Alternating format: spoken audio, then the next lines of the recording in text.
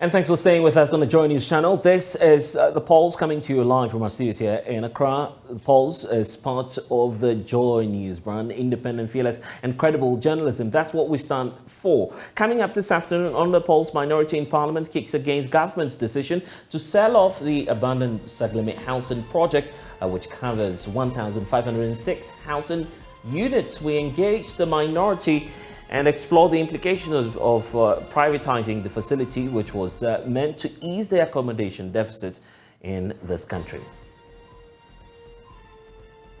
There's more on that story for you shortly. Teachers in various technical universities across the country boycott classes after a strike declaration on Friday. We have details as labour unions and government return to the negotiation table this afternoon.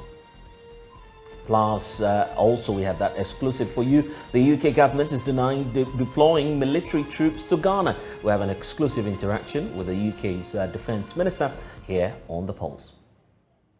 There's a real effort to really think through what the Accra Initiative could be, both as a political construct and as a security organisation.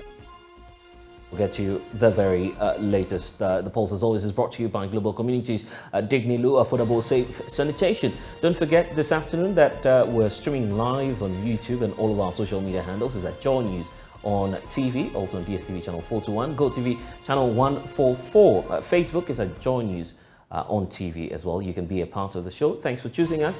I'm Blessed Sogah. Welcome to The Pulse.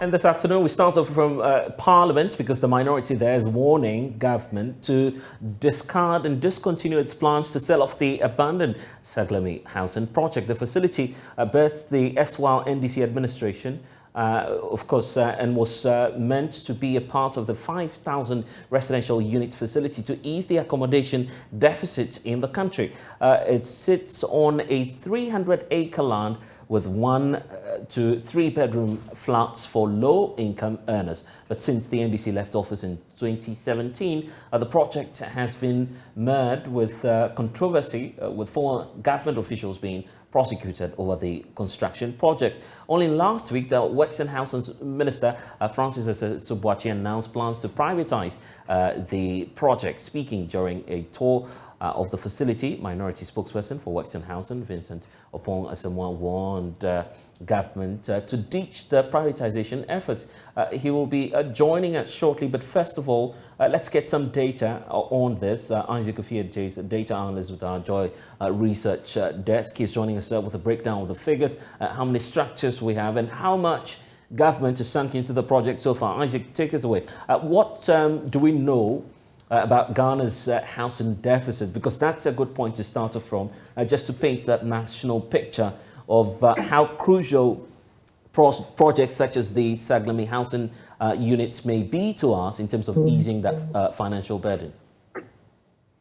Right, Blair. So as of 2016, our housing deficit was projected around somewhere 1.7 million housing units. Currently, we are about 2 million housing units, and that's a difference of about, some 300,000 housing units that we are talking about. Are we clear on how much we've sunk into this project so far? I mean, varied figures have been put out there, but in terms of dealing with the official figures as it stands now, how much has gone into the project itself?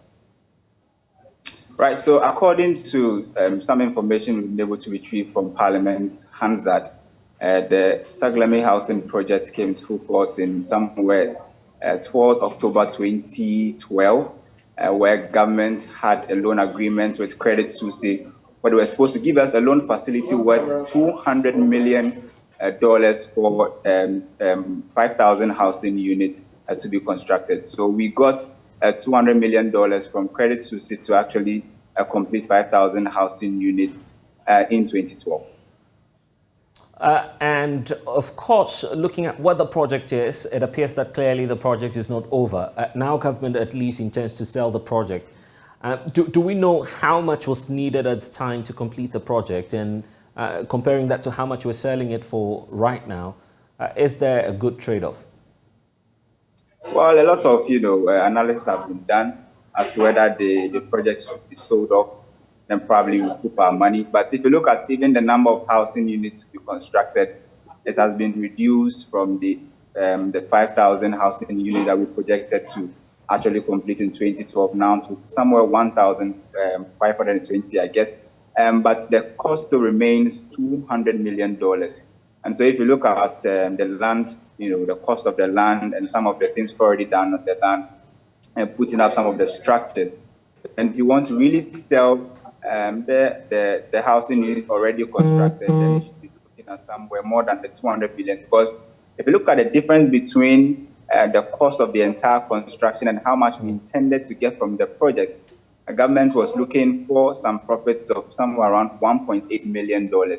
So if we are selling, we still probably will get the $1.8 million we really wanted to have somewhere about 7 or 8 years ago, then probably will be a good trade-off. But you also look at the opportunity cost where you have, your housing unit be somewhere around 2 million, the deficit around 2 million housing units. And you look at the number of people living in kiosks and uncompleted households in town, then you actually will have the sense that government will actually have to complete this project of 5,000 house units to kind of offset the housing deficit that we have. But we can sell, provided we will get the 1.8 million investment return that we really wanted. But there's also an opportunity cost of a lot of people living in uncompleted houses. So $1.8 million, I guess that's what we seriously are in need of, indeed, to either break even or to rake in perhaps what it is that we're pouring into this project. Let me bring in Minority Spokesperson for Works and Housing,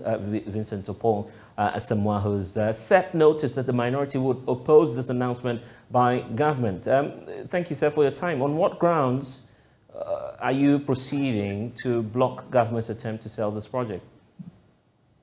Good afternoon, my brother. Just like we had a on-site inspection this morning. And as you see the pictures over there, for about 6 years of neglect, the destruction that thieves have caused the property, we are talking about $200 million. We are seriously against selling the project because we think government should be able to raise money to complete the project. As the name goes, it's affordable housing unit, and it should be affordable.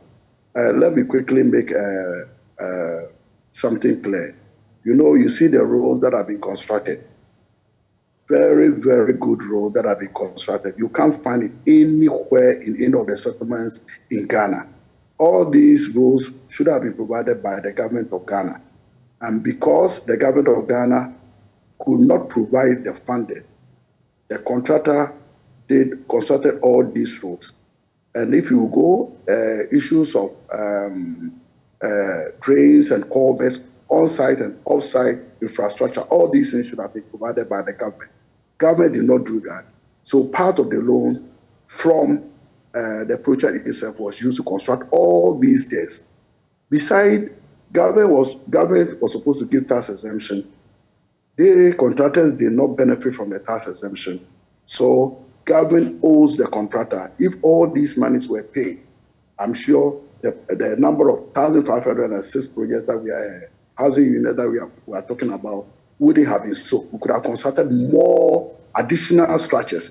And the entire project was structured in phases. Once we complete the first phase, we dispose it, we get the money back, we invest, so that eventually we'll be able to get a 5,000 housing. Honorable, just hold on for us briefly. My colleague Kwekwa Santi was with your team today. I want him to give us an assessment of what transpired today when they toured the facilities. And Kwekwa, if you can hear me, I've just seen pictures of some of the MPs who joined the team today to visit the site. Independently, what are you able to say about the status of the project? The government, mind you, has been talking about how inhabitable this project is. Well, so the project is now inhabitable, truly speaking, because the entire project has been left to, rot, if I can use that word. If you look into the building, there are parts of the fittings that have all now been removed by thieves, by burglars who have just broken into this facility and have taken out the key fixtures in there. The electrical fittings have been taken off. Some of the burglar proofs, the doors, the windows are now all off, and it's going to take some good amount of money to be able to bring this project back to where it used to be habitable. And you look at it there in your shot, it has been completely taken over by weeds, by rodents. Indeed, there is a shot that I have of a bird nesting in the building with eggs in there. So this project is completely uninhabitable in its current state, I should say. You look at the fixtures that have been fixed on this infrastructure, they have all now been removed, they've been stolen. You look at the electricity and other things that was supposed to give life to this building, it is all gone.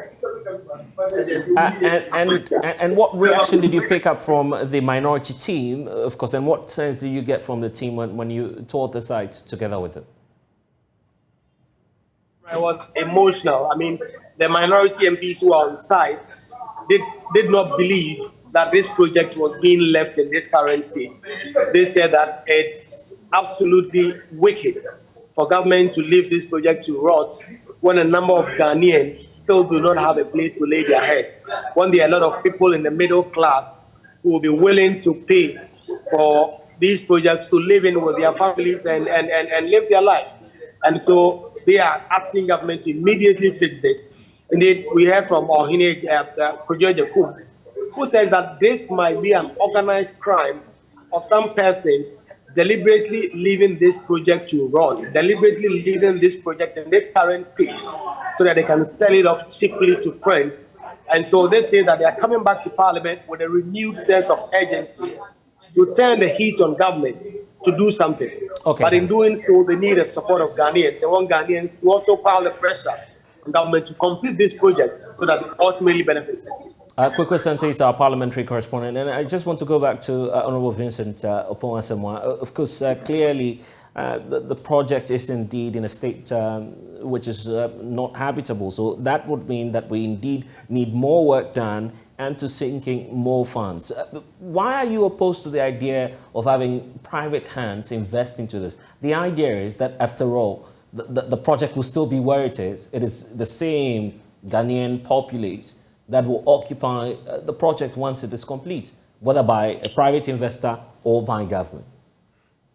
My brother, let me tell you, it is like giving the dog a bad name so that it could be hanged. That is what the government has done. They've run down the project completely so that they can just reduce the price for their cronies to take over the structure.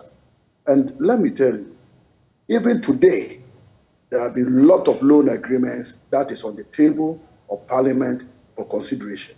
And we believe that this is one of the good investments government can raise money itself to complete. We have lots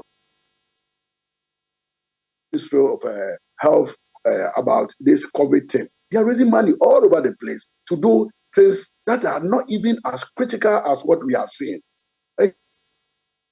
So we made a trip to that because those who were there in 2017 witnessed what the previous administration bequeathed to this current administration.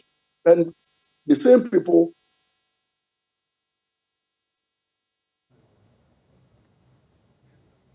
that the government deliberately decided to leave these structures to get rotten so that they could sell to their cronies. Yeah, but where lies the evidence that indeed government is being deliberate about this? The fact that they want to leave this project as it is so they can sell it off. What evidence do you have as a minority to prove that?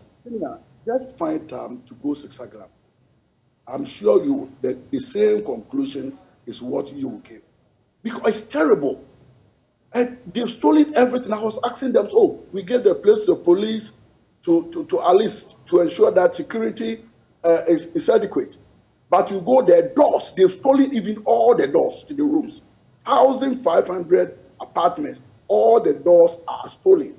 You can see the windows, all the glasses have been removed. All electrical appliances, everything is gone.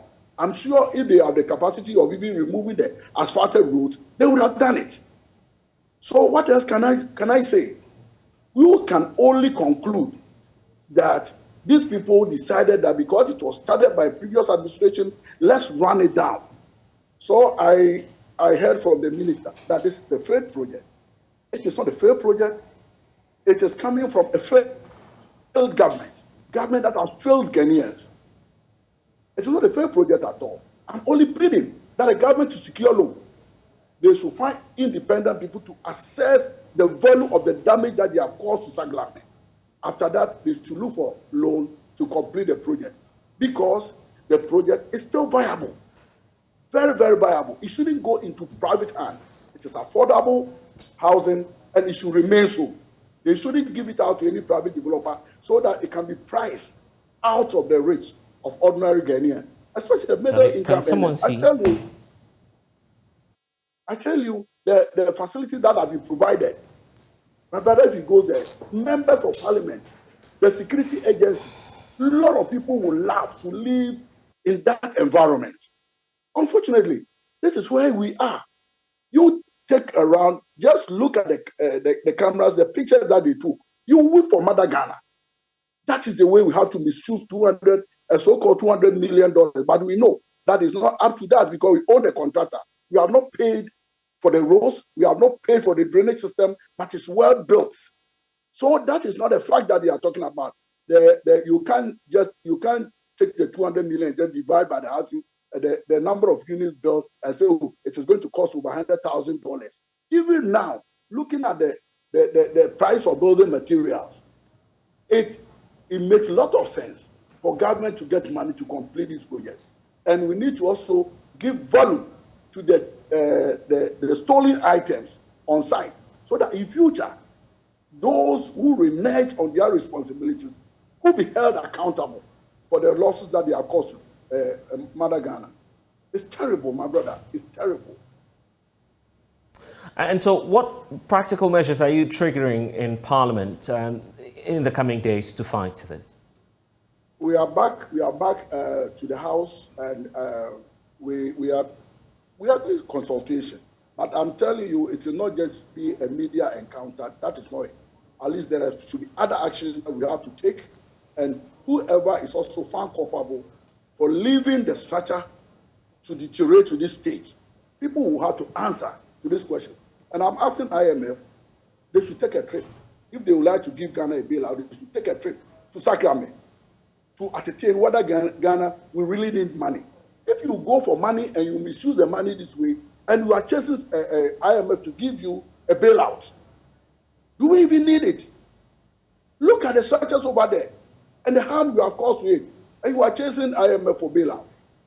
We are calling on IMF to go to Saglame. After that, they will be able to sit down and see whether Ghanaian will really need the money or not. We are too wasteful as a country. Why are you not interested in exploring, for instance, how much this project will be sold for? Is it the case that you are non-negotiable on that score? No, looking at the deterioration at the moment, even if we decide to sell it out, we will shortchange Ghanaians. I believe that. Because the distraction that has caused, if you ask me, will not be anything less than $20 million. All the fittings are gone. And you can imagine the price of any, this contractor imported very, very expensive materials for this project. It's not like any other material that we have to use in our structures and today and tomorrow it is gone. Look at this structure after 6 years of neglect in the bush. So the structure integrity is so high. The only difference is that all the fittings are gone, including transformers. Everything is gone. Meanwhile, they are telling us that we had police there to protect these properties. So who is going to be held responsible for this theft? So do we have to look on and then we sell it at pittance? Is that what we are looking at? Let me commend the previous administration for this initiative, because I don't believe there's any government estate that is of high quality than Saglame anywhere in Ghana. You can't find it anywhere. And after investing so much in this project, This is the way MPP government, after 6 years, this is the decision that they want to take. We don't believe that should be the way to go. We are recommending government should look for loan. After that, they have to look for people to value the structure, current value of the structure, value the items that have been stolen, and the government should look for money to complete the project so that it can serve its intended purpose. Anyway, we'll wait for that moment. Honourable Vincent Opong-Asamoah, thank you for joining us here on The Pulse.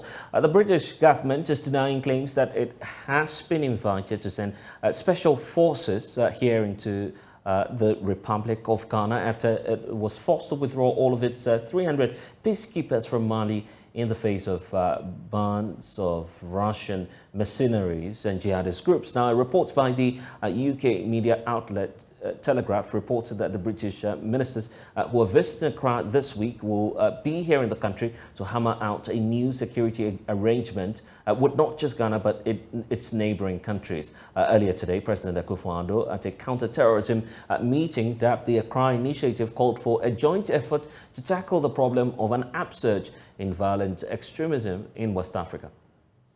I think some great progress has been made this week. Yesterday in the ministers' meeting, there was a real effort to really think through what the Accra Initiative could be, both as a political construct and as a security organisation. And today in the Heads of Government meeting, we've heard some really good contributions that show that there is real determination here in West Africa for a West African solution to a West African problem. And you were centered on the U approach.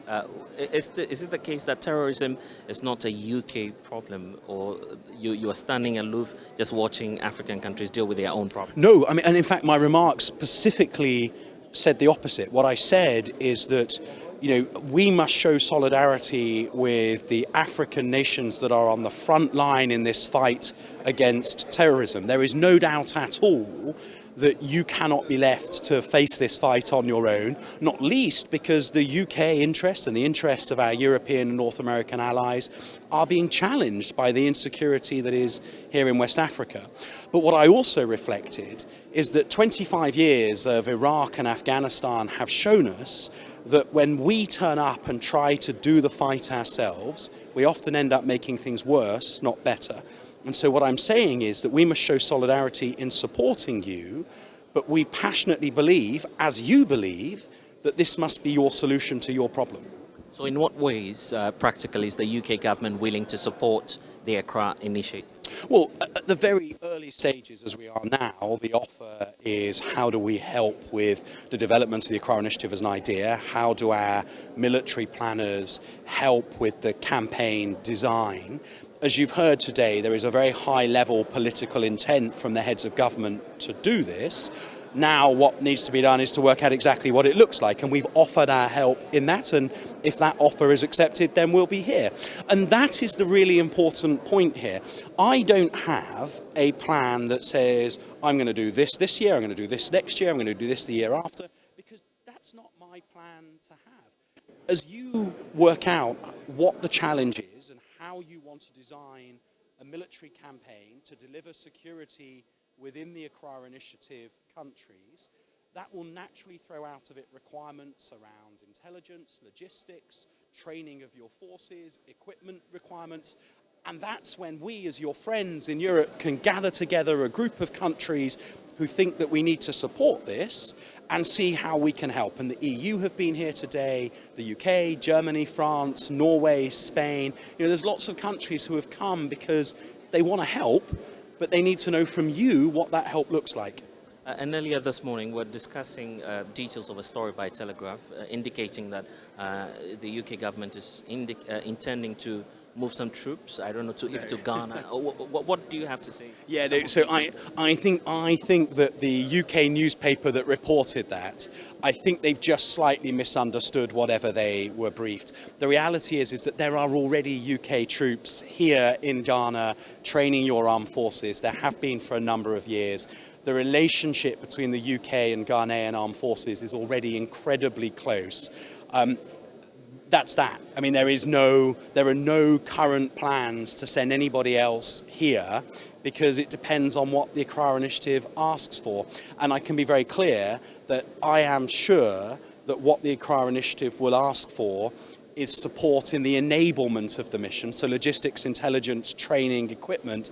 I don't think for 1 second that they are going to ask us to send fighting troops to Ghana. That's not the sense. Sorry, that's not the sense. Not going to happen. No, because they have learned all the same lessons from Iraq and Afghanistan as we've learned. If American and British and French troops were to come to Côte d'Ivoire, Ghana, Togo, Benin, we won't make things better. You know, that doesn't help. And that's why your president is entirely right to make that point. This needs to be a West African solution to a West African problem, that your friends in the West help you to deliver. And we help through training, through logistics, through equipment, through intelligence support. This cannot be our fight. We will not make this better. We need to work with you so it can be your fight and that you succeed. Mr. Minister, if we find troops here, it should be people who are already stationed here helping to train our armed forces. Well, no, let's be clear, because I think that is important. There are already people here working with the Ghanaian armed forces. There have been for a number of years. Sorry? I'm sure we can get that number for you, but very small numbers. I suspect it's fewer than 20 at any one time, would be my estimate. What comes next as part of the Accra Initiative is entirely down to the Accra Initiative countries to work out. Now, we will help with that campaign design, and if they make an ask of us so that we can help to bring this brilliant idea to life, we will support it. But 2 years ago, we did a review of our foreign policy and our security policy, and we recognized that over the course of the 25 years in Iraq and Afghanistan, we hadn't been successful in trying to do the fight ourselves. All the governments in your region know that. They've made the same judgment themselves. So what we will do is let them design a solution that is much, much more likely to succeed, and then we will support them through training and logistics and intelligence and equipment. But I'm certain that they're not going to ask us to come and be part of the fighting. They don't want it. But let me be hypothetical. Finally, if the Accra Initiative recommends that you provide them with troops assistance, will you do that? I think we wait and see what the Accra Initiative asks. There's no point being hypothetical. This isn't hypothetical. This is real. There is a real security challenge right now in West Africa that these countries have come together at this conference to seek to address. So let's not second guess the process. Let's let the planning happen. Let's see what's asked for. I am sure it will be around enablement rather than combat. And when those requests come, we'll do our best to meet them. My pleasure. That's James Hippie revealing to us that the UK government does not intend to bring special forces to Ghana. I want to bring in now Mukhtar Mumuni Mukhtar, Executive Director for the West Africa Center for Counter-Extremism. Mukhtar, thank you for your time here on The Pulse. Even before we start with our conversation, I want us to equally listen to President Akufo-Addo call for a joint support in fighting terrorism. Then we can get into the claims by the UK government. Well, Mukhtar, we'll try and get the President's sound for you. But of course, you've just heard the UK, Minister for Defence indicate clearly that they do not intend to send special forces into this country. Of course, that was what Telegraph reported earlier today.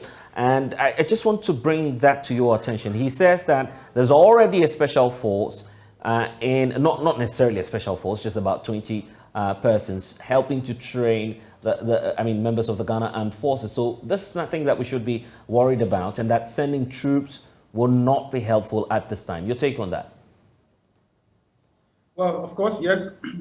Good afternoon to you and good afternoon to your listeners and viewers. What the minister has said, there's nothing wrong with what he has said in terms of the small number of troops that are here. But the presence of troops here, the concern should be what is the mission of the troops that are here already. For a very long time, we've been having a strong relationship with the British Armed Forces. There's been training from both ways, not just the British military men training Ghanaian officers. We've also had situations where our military men have been engaged in training their officers here. So that kind of engagement has been going on here. What we are concerned about is a new or additional deployment of troops that we are being told have been withdrawn from Mali. And we are talking about numbers that could be in the region of 100 to 300 members, on the ground. And that should be very, very worrying for all of us. And I'm very happy when I listen to him. He seemed to be saying all the right things in terms of what we should be doing. We should be moving away from a militarized response to dealing with terrorism. And it's largely because we have seen how that approach has proved counterproductive. And he kept citing situations of Iraq and Afghanistan, which are valid. But we also have our own situation that is very clear and close to us. We have failed significantly in the Sahel in dealing with violent extremism. We have failed in many ways, and it's largely because we have over-securitized the response to terrorism, and that is why we have failed. We saw huge numbers in terms of security operations in there. We have MINUSMA that had about 15,000 men on the ground. We have Africa. We have Operation Barkhane by the French forces, which we now know they are completely withdrawing from Mali. And this was about 5,000 men on the ground. We have G5 Sahel forces on the ground, about 5,000 men. We have Operation Takuba on the ground. We have Accra Initiative, of course, which is great and which is something we have been promoting and advocating for. And we advocate for this because it moves us significantly away from the militarized response to dealing with the threat. And you hear him talk a lot about, training and interagency cooperation, intelligence gathering and sharing, which is critical to dealing with the threat that we're seeing. What we are not certain about is that we've not exhausted the full recommendations of the Accra Initiative. And that's why I was being hypothetical at the end by asking him, what if we have the 7 member countries, at least Nigeria is also part 8, as an observer status. But if we have all these 8 African countries, ask the United Kingdom to provide special forces, quote unquote, as the Telegraph is reporting, would that be helpful? I guess that's an area he didn't want to go to, but technically speaking, how would that contribute to our fight against terrorism? Of course, you won't get him to say yes to that, and that would be dangerous. Nobody who has been watching this thing unfold in the last 5-6 years in the Sahel would recommend that we have troops on the ground as a major response to dealing with terrorism. What we are seeing, there's significant evidence to my argument that I've made very often, that the fight against terrorism or violent extremism will not be won on the battlefield. It will be won in the mindset, in the local community, in dealing with what we call the drivers or the underpinnings of radicalization and violent extremism. And this, we're looking at the drivers in terms of the economic, profile of this region and the factors that lead individuals to engage in terrorism. These security military measures do not address those things. And so it was suicidal for anyone to suggest at any point that there should be a request for military deployment. The Accra Initiative in conception and construct does not have room for military presence in terms of, troops on the ground. If they're asking for military here, we should be clear. Is it to train officers on the ground? Is it to help engage them understanding of what intelligence sharing, information gathering is? That should be very clear. Away from that, we do not at any point need military or boots on the ground in dealing with this threat that we are looking at. And the form of partnership that will be given by, first of all, the European Union and the UK government, as well as the Germans, has come under question as to what sort of help we need from them if indeed we are to fight this on our own.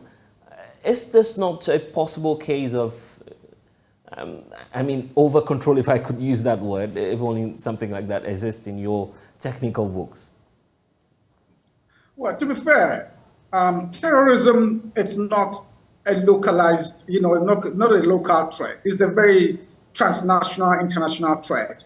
And so what happens in one part of the world affects nearly all other parts of the world. So we have to be very intentional about the way we engage other partners. So what it is that inevitably, you would need the support of your partners in terms of financing, in terms of skills and training to be able to tool you properly to deal with the threat. So definitely we would need their support. What the form of support we need is what matters. And that would have to come from our leaders in terms of our own conception of what is needed here or what we do not have but need to be able to fight, the threat that we're dealing with. And then going forward, the Accra initiative itself, today we've had that last round of engagements, sealing what it is that the ministers had recommended, the heads of state level dialogue. What will be your expectation going forward as to how we effectively tackle this issue of terrorism? And much more bringing that home, you recently issued a paper indicating that from the position of the West Africa Center for Counter-Extremism, you feel that Ghana is becoming increasingly vulnerable to the activities of extremists. So how will this be helpful to us as a country? Well, on the issue of, the engagements that are going on, I think that for quite some time now, we have been very critical of the Accra initiative, and we've been critical for many reasons. One, some of us from the human security background believe that the Accra initiative could be a game changer to the fight against terrorism within the sub-region. And it's because of the conception and the composition of what it is meant to do in terms of getting, utilizing interagency cooperation, intelligence sharing, and using a non-military approach dealing with the threat. But for a very long time, we have seen very little in terms of the engagement within the local front, civil society engagement, popularizing what the Accra initiative promises to do, and solicit support and goodwill from the local population to get it through. This particular summit and conference we're having, it's a great opportunity to make that happen, so that all the recommendations that have been stated in there are carried through, and ensure that we do not come back next year looking to repeat or rehearse this itemized recommendations. We need to put this words into action and ensure that we position this region, the coastal states of West Africa, much more capable of dealing with the threat. On the issue of the paper we issued a few months ago, it is true, violent extremism has moved and is continuing to move towards coastal states. And today it has actually constricted a space allowable for us, to live freely. The space is increasingly being narrowed towards the Gulf of Guinea. And we need to take this very seriously and ensure that our approach to it reflects the seriousness of the threat that we're dealing with. And we need to act or start acting now. Mukhtar Mawuni Mukhtar, would have to leave it here. Thank you so much. Now to the Labour Front will not be shortchanged. Those are the words of the leadership of the Technical Universities and Teachers Association of Ghana, TUTAC, to government as they demand immediate implementation of their conditions of service and a review of fuel and car maintenance allowances. Teachers in the various technical universities across the country have boycotted classes after a strike declaration on Friday. President of TUTAC, Professor Collins Ameya, says the Fair Wages and Salaries Commission has failed to expedite processes to approve the negotiated internally generated funds related to conditions of service to be included in the 2023 budget. Love FM's Emmanuel Bright Kweku has more in this report. 10 days ago, leadership of the Technical University Teachers Association of Ghana served notice to lay down their tools after the government's failure to honor its codified conditions of service, which have been outstanding since 2016. However, according to the association, government has turned a deaf ear to its demands, despite the 10-day ultimatum. The association says the Ministry of Finance and the Fair Wages and Salaries Commission is failing to heed to directives by the National Labour Commission to approve documents to ensure payment of internally generated funds. Professor Collins Ameya is National President of TUTAC. The condition of service has two legs. One is payroll related, which is paid by government, and one is IGF, paid internally by the various universities. Because of the delay, the issue had to go to the National Labour Commission, which is just like a high court. And the National Labour Commission ruled that government should take the necessary steps to approve the document to ensure that those that have financial implications are captured in the budget. Okay, as we speak, most of the institutions have finished preparing their budget. So when will the approval come, and when will it be captured in the budget? And you agree with me that if an item is not captured in the budget, there's no way payment can be effected. Professor Amayao says the delay in the 2023 budget reading gives the state agencies ample time to expedite processes for the approval of the documents for consideration in the budget. They should take the necessary steps to have it approved before budgets are prepared, okay, to ensure that payment can start in January 2023. But it's been dragging. We don't know the motivation. And luckily for us, the budget has not been read. But in the number scheme of things, budget should have been read around 15th of November. You understand? So, fortunately for us, we still have some time. So we think that this is the time to push to ensure that we get approval for it to be captured in the budget. The industrial action is also cemented by the government's refusal to engage the association on review of their off-campus and car maintenance allowances. Early this year, the government side wrote to us that henceforth the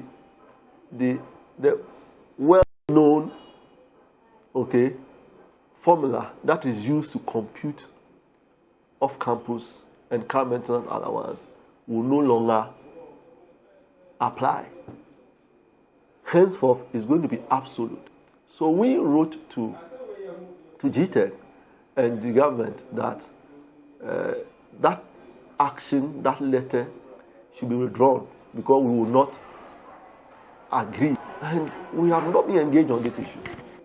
Government has refused to engage us on this issue. So unlike the other technical universities, including Ho Technical University, Sunyani and Takrady Technical Universities, who are currently having some students in class or an academic activity ongoing on their campuses, when you come here at the Kumasi Technical University, there is no such thing. That is because the school is currently on a vacation. So students are not around as of now. However, President of TUTAC, Professor Collins Amayao, warns that if this issue is not resolved immediately, the students could reel under the impact of this industrial action. For Kumasi, I think the plan is to resume next month, 5th December. Okay, so reopening is close, and other universities. As I've said, others are already in session. So our hope is that the issues are addressed timely to ensure that academic calendar will not be disrupted. But if government drag her feet to the point that all the universities resume, then we cannot be believed. We will not be shortchanged. Okay, we will not be shortchanged. What is rightly ours, we'll have to get it.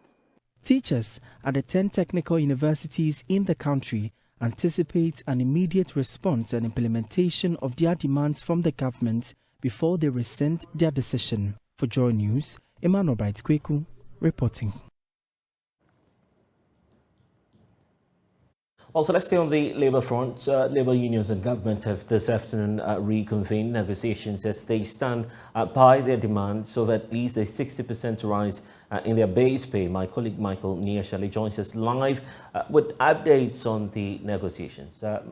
Pavani, what more can you tell us about what's happening?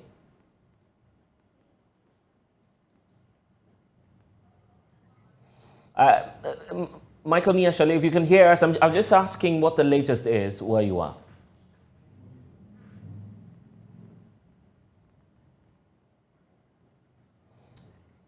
Well, my colleague Michael Niashali has been monitoring the engagements for us. We'll be connecting with him shortly. Michael, if you can hear me, I was just asking about the latest as to what the fallouts have been ever since the negotiations started.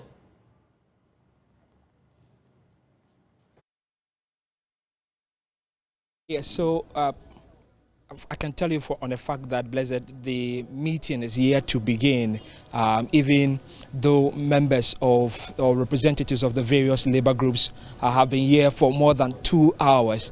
Now, this, you may say, is starting off on a rather hitchy note because the auditorium that was earlier booked to be used for the negotiations, we understand later had been rented out to another group that was supposed to meet at 3. So it made it impossible, because this meeting, we understand, between the labor unions and government is going to drag on well more than 1 hour.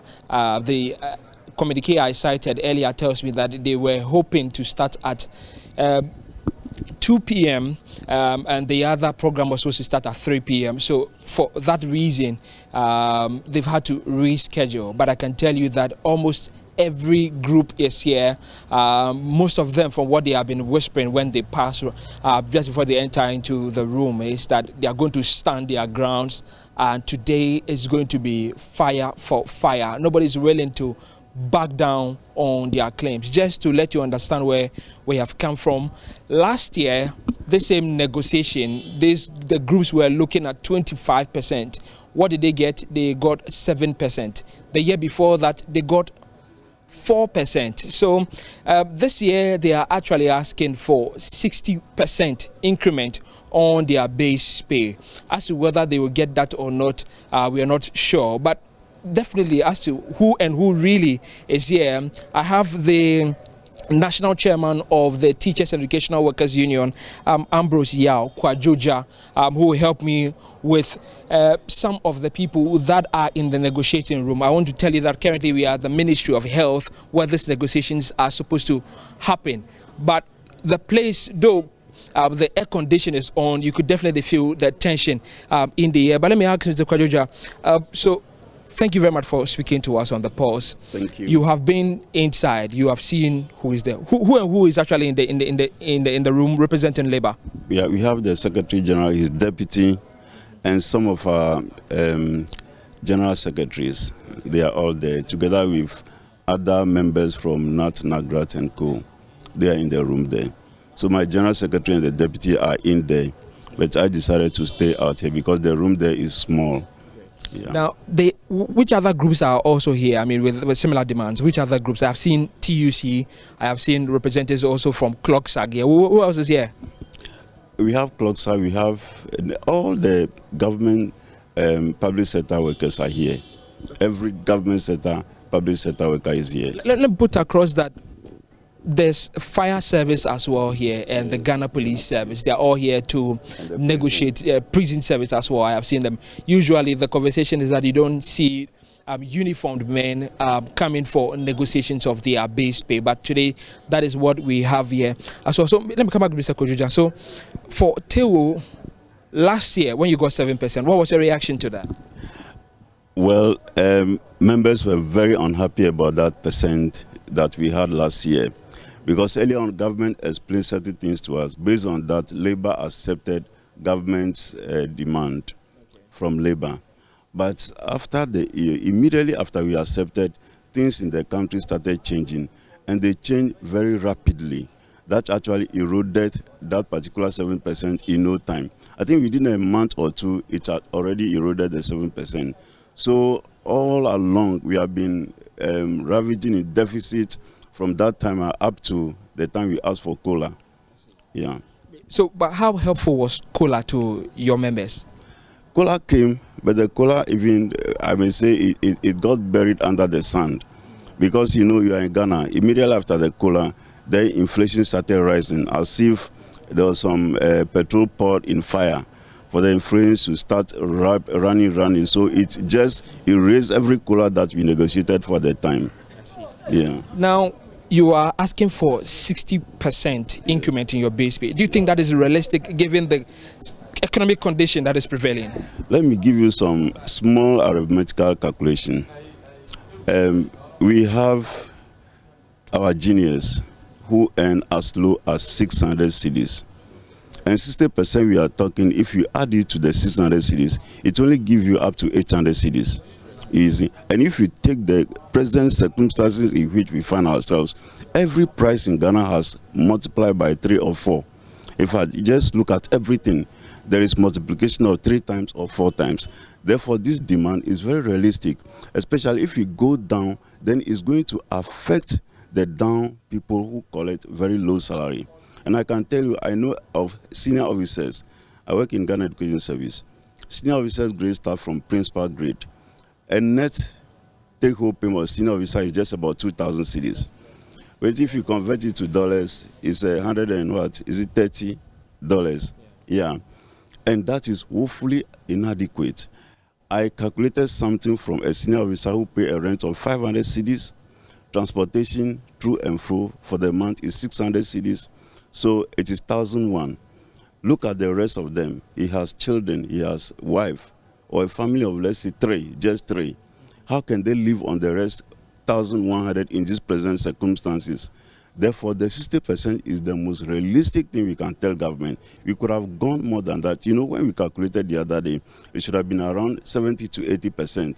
But we know the circumstance government itself finds itself. That is why we are talking about 60%.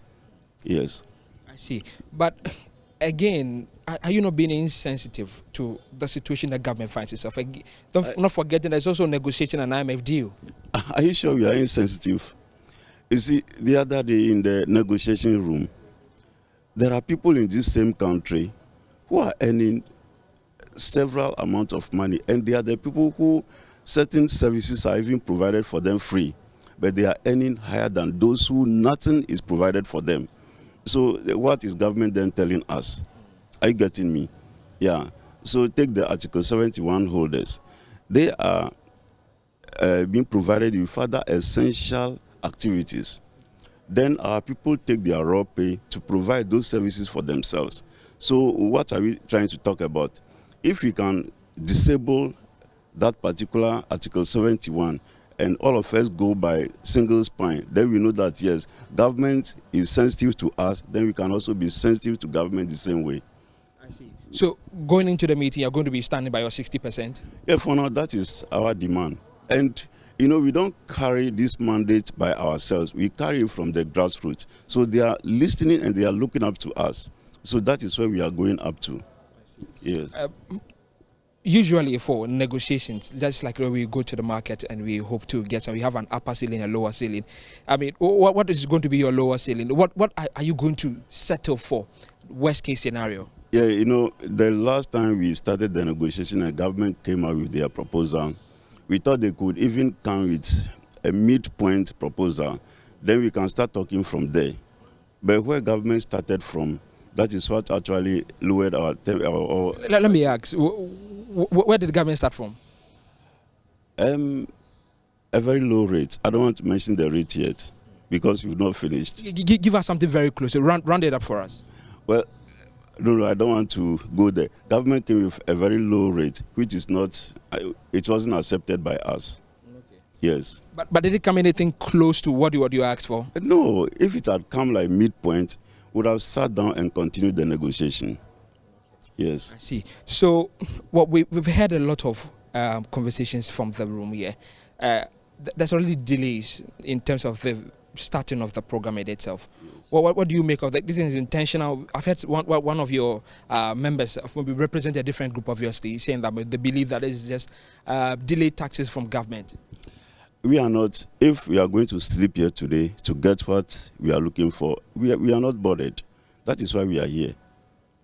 Yes. So it's 60 or nothing? Not 60 or nothing. We said 60. Even if you are coming, move forward reasonably well. Like I said, the midpoint will start the proper negotiation. Okay. Yes. The midpoint will be 30? Yes. That is what will start the proper negotiation. I see. Yeah.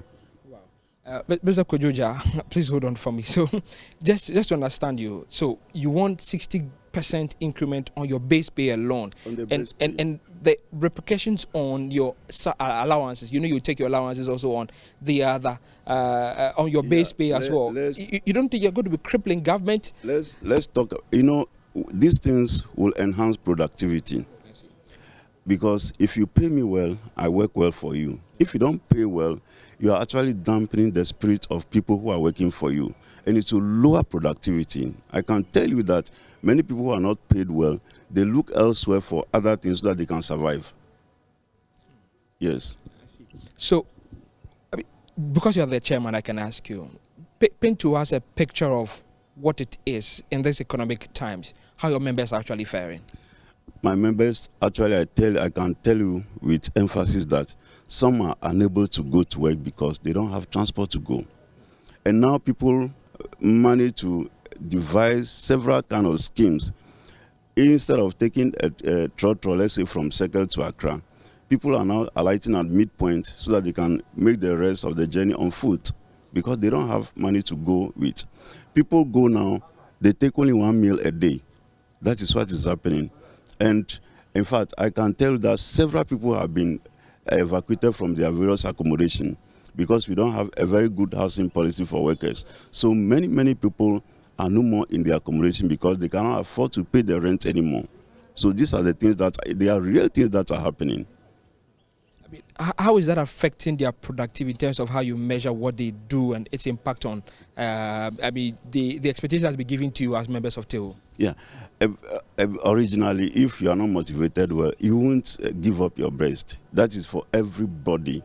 You know, people who are motivated, they work very hard and productivity is enhanced. And that is all that we are talking about. We are bringing the fact to government. So government is supposed to listen to the facts we are bringing to them so that productivity will enhance in the country. Yes. Okay. So to be fair, last 2 years you got 4%. Yes. Last year you asked for 25%. Yes. What did you get? 7. This year you're asking for 60%. Yeah. Even in less harsh economic conditions like this, you got 7. If government offers you 10, 15, are you going to be taking just like he's giving you for cola? If he give 10, 15, yes. If government gives 10, 15, I don't think that will be possible. Government himself, I don't think government will be so wicked to us to give us 10, 15%. I don't think so. But last year, you asked for 40. 25. You got 7%. Certain things were explained to us. And the inflationary condition last year is not like this year. It was, I think, around 13, 14% thereabout. That was how come with explanation coming from government. But today, the inflationary thing, even if I want to talk about domestic inflation, that is the food we eat, and other things, that transportation and other things, is more than what a statistical service has brought on board. Do you understand? So the real inflation that we are talking about, that affects we workers, housing, the food, and other things that affect us directly, that inflation is very high. So if you are coming to 50%, government is only meeting us halfway, according to our real inflationary trend. Yes. I see. So to the final question, though, what will happen next? I mean, say, what will be your next line of action if government does not yield to your demands? That's when we get to the bridge, we'll know how to cross it. But the bridge is just a few hours away. Yeah, so let us get there and see how we can cross it.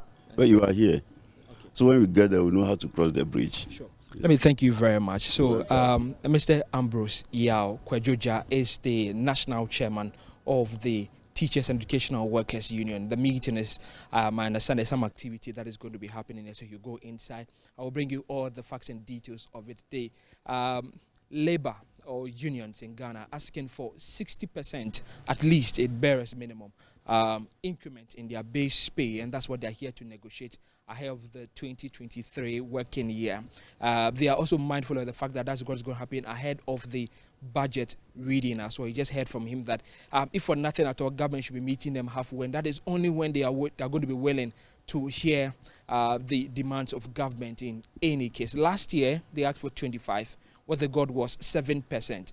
This year, they're asking for 60. Will that be granted to them?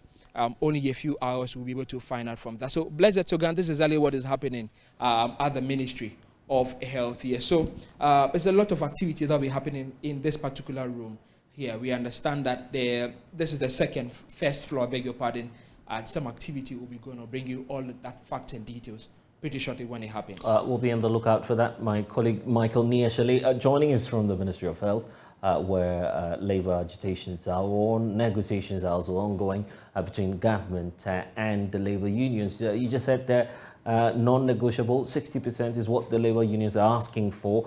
Government is giving way below 20%, a situation they're not happy about. We'll keep monitoring the events and bring you some updates. And thanks for staying with us here on The Pulse. We'll be back shortly. Anthony, thanks for staying with us here on the JoyNews channel. There's a need for us to take you back to the Ministry of Health. Earlier, we told you that labour unions have been engaging government on their demand for a 60% pay rise. My colleague Michael Niashali is still there engaging a bit more of the labour unions that are making this demand. We can now cross over and get some more concerns that are emanating from that negotiation stage. Tomorrow. Again, earlier we mentioned that there were some difficulties finding a suitable venue for this particular meeting. The large size of the negotiation labor unions made it difficult for them to use the particular room that they just finished using here. So we'll be bringing you some more updates as and when this happens, Blessed. We just wanted to get the essence of why we've not been able to secure a concrete deal as of now. It appears we've lost connection to Michael Niashali. We'll definitely get you an update on that, but it appears that things did not go as expected, and that would mean that obviously the negotiations would have to be deferred for a few more days. But earlier you heard from Table raising concerns that their members can no longer wait for this. As to what the implications will be, we'll definitely talk about that later on. 14 people have been arrested by the police for killing a chief.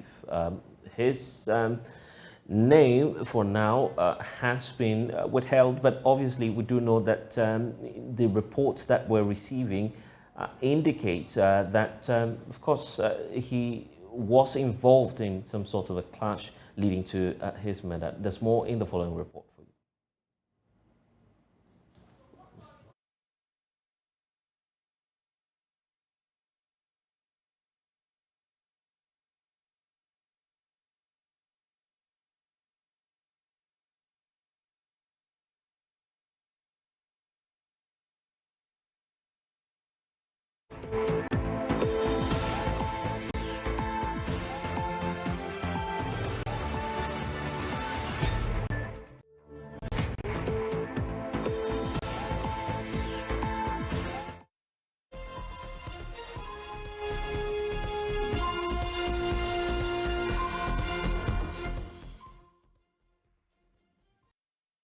Apologies for not being able to bring you that report. Let's get Michael Niashali on. He's at the Ministry of Health. Michael, if you can hear me, I was just asking about why the engagement with the labour unions did not go right.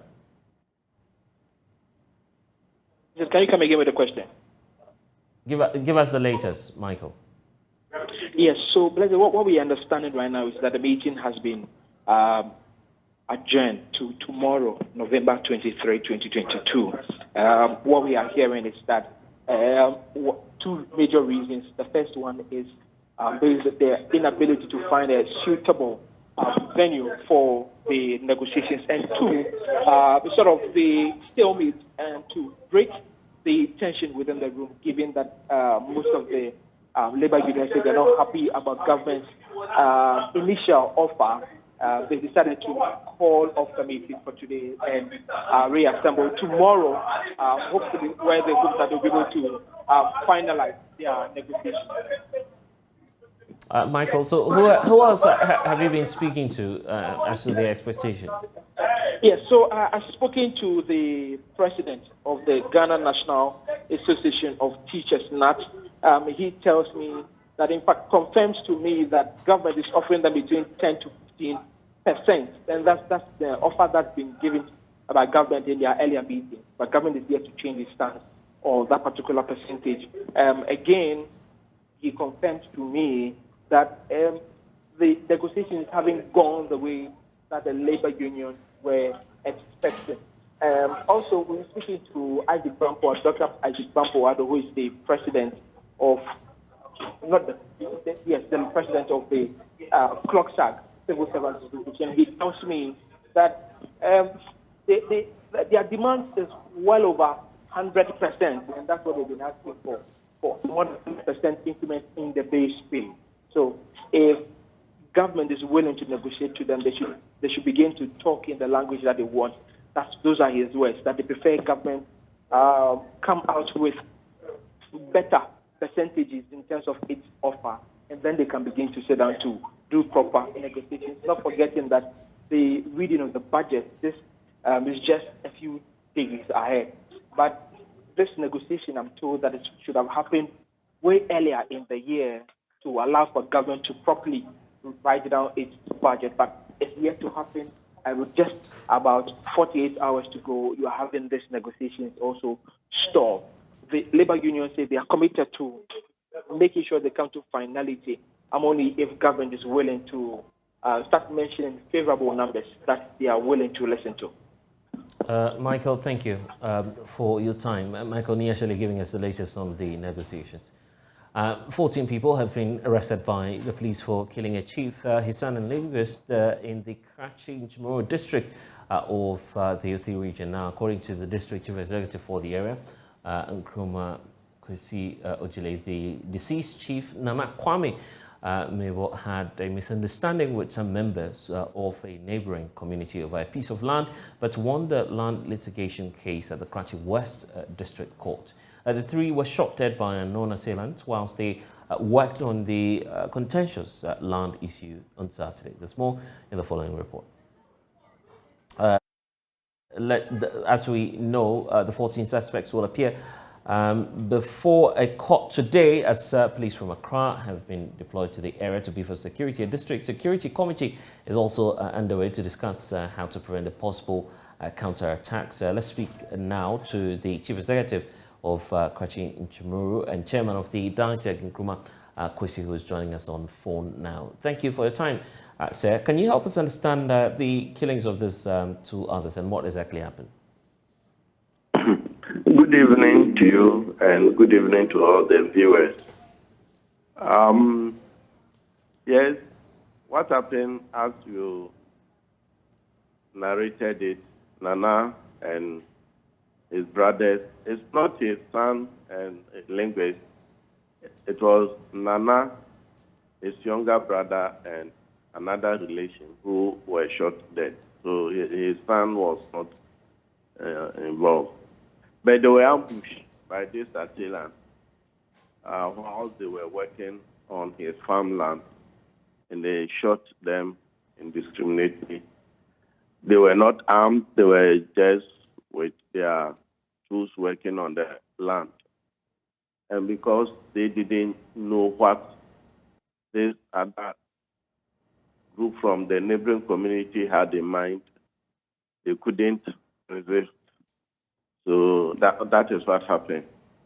And as I said in the afternoon, it didn't end there. After shooting Nana and his brothers, they moved to town and did selected and targeted burning of houses. They went to Nana's house and caused further damage to property in his house. This is what happened on Saturday, the 19th of November, 2022. So what measures have you taken to ensure that there are no reprisals? That's what we have done so far. Since Saturday, when we started receiving distress calls, we mobilized the security immediately, both police and military support from Operation Gongo. They went to the community, they were able to stop the burning of houses, and they were able also to protect life and property. They pursued some of the assailants and they were able to arrest two. One was in a possession of gun, locally made gun, and some cartridges. They used intelligence and arrested others, as you said. 14 people have been arrested, and they went to court today and they've been remanded to reappear on the 9th of December this year. So far, we have been able to maintain the peace through the support of the security. There have been no reprisal attack from any other person or any group of persons to any community. Even though where this group came to sadly kill Nana and his brothers, they've all fled from the town. If you go to that community now, there is no single soul there. But Nana's people have remained calm. They've not engaged or they've not taken the laws into their own hands to also go there now that there is nobody there to pen. So their properties are intact and the security officers are pursuing them to enable us get those who committed this crime. It's pure crime. It is not one community against another. A group of persons just decided to take the law into their own hands and cause harm to Nana and his relatives. Thank you for joining us here on The Pulse. Now, a senior medical officer at the Mensah government's mother and baby unit has urged parents to disregard wild beliefs that the preterm birth is a spiritual condition and to insist on quality medical care for their babies. Now, according to Dr. Ya Dufia Moments, many mothers are discouraged from seeking quality medical attention at health facilities and instead of seeking treatment from, they go ahead and seek treatments from herbalists and other spiritual doctors. According to her, such parental decisions exacerbate the condition of their babies. Mahmoud Mohammed Nuruddin has more. No, so when they go home also, the family doctors are also telling them different from what we are telling them. You know, premature babies, some people call them insioba, bosomba. So then they rather think that herbal preparations and other things, which rather worsens the condition. So those are also some of the challenges. But if we have a mother who is cooperative with a supportive family and financially okay, then we don't have a problem. A premature birth is one that occurs before the start of the 37th week of pregnancy. Premature babies, especially those born very early, often have complicated medical problems. According to Dr. Amo Mensah, more than 50 million children are born prematurely every year around the world. And there is the need to advocate for parents to understand that such babies can now survive and be healthy. The reason why we should be worried is because every 10 babies born all over the world, one of them is a preterm. So it's a need to worry about, because that means that in your community, in your family, there's definitely a child who is preterm born. And it's very important for us to create awareness that now they can survive. That now they can survive, they can be healthy, they can grow up and live a healthy life. In the past, people like Albert Einstein and so many great intelligent people were born preterm, but they ended up being being very, very beneficiary to the society as a whole. That is why we are creating the awareness. And every time, 15 million children all over the world are born preterm every year. Yes. Of Mensah District Hospital. A premature mother, Rudia, describes her experience as horrible, citing the stress and agony she endures on a daily basis. I've heard about preterm, but I didn't know that some are even tiny like that, like my baby. My baby was weighing 0.95 grams. Now, I haven't seen such before. And when it comes to MBUA, it's very, very, very terrible place. You can't get a place to sleep because some of the babies, they have to be on oxygen. Oxygen, some for maybe 3 weeks. And 1 hour, when I was there, 2021, it's 10 cedis. So if the person is 24, that's 1 day, 2, 3, 1 week, 3 weeks. I mean, Queen Mother of the Mampon traditional area, Nana Ajekuma II, says that having a preterm baby is a very serious challenge for many parents, and it is critical to help reduce mother stress through effective sensitization. Women, the parents go through a lot having it, because mostly if you are pregnant, you don't know, you won't be privileged enough to have a preterm child. But if you're not privileged enough, then you have a preterm child.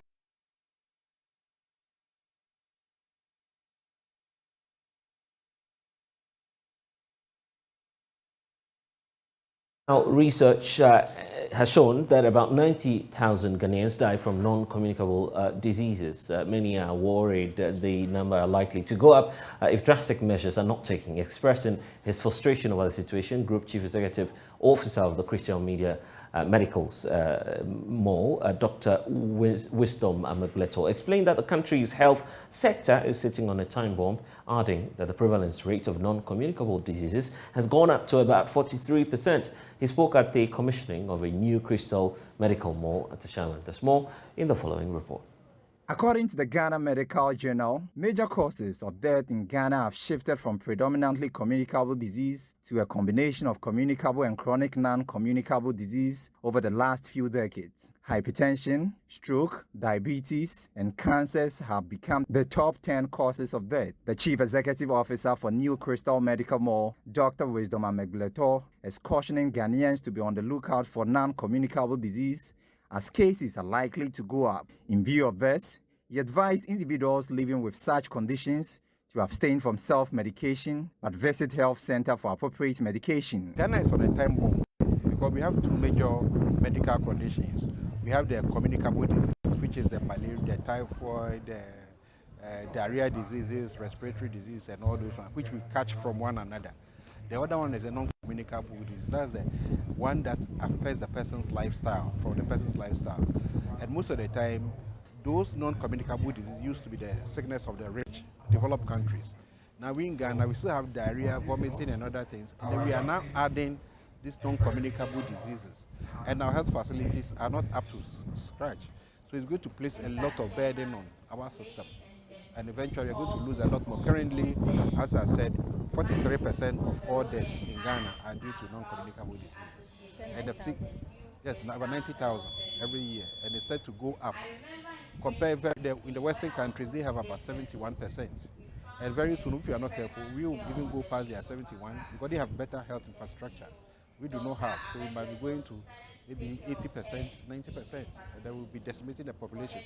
Once our population is gone, we are finished because we don't have healthy population, and we are going to run down the whole country.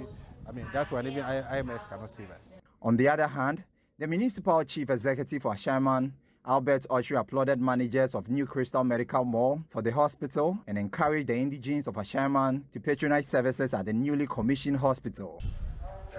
Dr. Wisdom, I want to appreciate the dream that you have, and you have brought it into reality because it is for all of us to see. I know this is not going to be the end. There are more bigger things that are still in you that we believe when on earth it is going to be to the benefit of the people of Ashaiman. By this, I call on all those who also have good things to do, never to look at the state that we are in now. We can really bring into fruition bigger things, even more than this. So I want to thank you and your team. I want to thank everybody who has also contributed to bring this facility to this state. I'm sure this time referrals will not be one way to Tema or to 37 or others. This time referrals will come from those places to Ashaiman, and I believe by so doing it will increase the kind of perception that we are trying to change.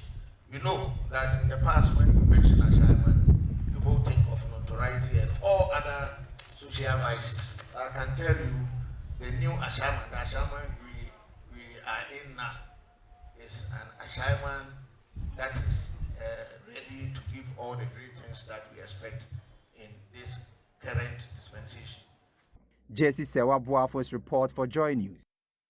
And the West Africa Network for Peace Building is raising concerns over the growing youth unemployment situation in the West Africa sub-region, including Ghana. Since COVID-19, more young people have been found without work in the region. According to the group, the deteriorating youth employment situation poses further threats to the peace and stability of the region. For that reason, it has commenced a training program that will equip some selected youth with entrepreneurial skills in agriculture. There's more in this report.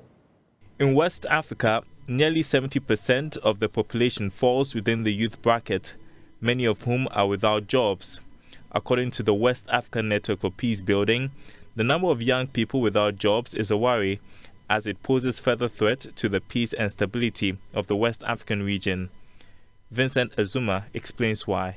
This is one creative process that WANEP is using to gather the youth across West Africa to ensure that we don't have the youth involving themselves in only negative or negativities, so that we can build the capacity and get the youth prepared for this game changer. You can call it a game changer, but this is just one of the creative ways that WANEP is using to harness the potential of the youth and take them away from the negativities that we've seen across the region so far. In an interview with JoyNews, Josiane Sombo, Youth and Peace Education Program Officer, explained that the initiative targets 30 youths across West Africa. My team program is an annual youth empowerment program. Through the program, we are targeting about 30 young people across West Africa, people who are engaged or committed to peace and security issues in their communities. So every year we're looking at about 30 of them, and we have just launched the call for application. So this is the opportunity to call on all young people who meet the criteria to apply and give themselves another chance to build their capacity and their skills for conflict prevention and sustainable development in our region. The group is hopeful to lessen unemployment among the youth in the near future. Prince Osu Ansah's report, read to you. And that's all we have for you here in the Pulse. I'm Blessed Sogah. Log on to myjoyonline.com for updates. Next, it's Let's Talk Showbiz.